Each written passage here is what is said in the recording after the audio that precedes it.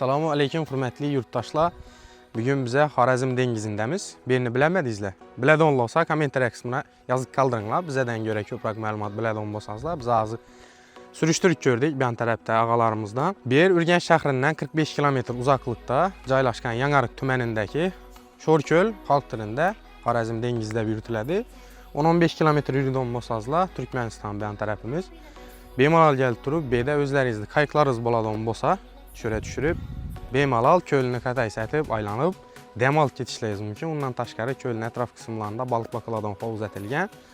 Egelər bilən gəpləşik görüb bemalal karmaq qurub balıq tutub özləri səzətib demalışınız mümkün. Az görüşləyiz mümkün. Ağalarımız oturtdular demalıb.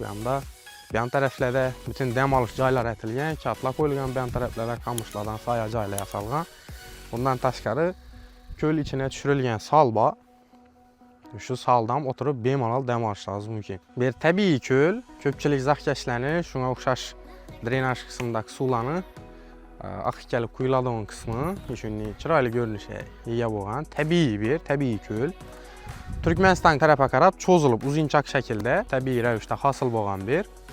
Bunun inəsi eni 4 km, Türkmenistan tərəfə qarab yürüyən tərəf isə 16 km boladı.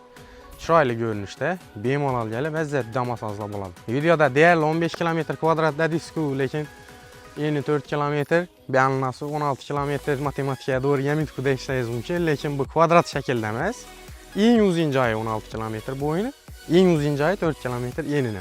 Lekin qalan kısımları təbii rəvişdə hasıl bolğandan keyin teksəməz. Şöndən etibar alasılar. Əldimiz yaxında indiki ay mayovka boladı, köpçülük dəm almağa çıxadı. Bemalal gəlib əzzət dəm aladığım mestəsizə boladı birini sizlə bilən. Nəgəb Xorazm layihəsi oldu.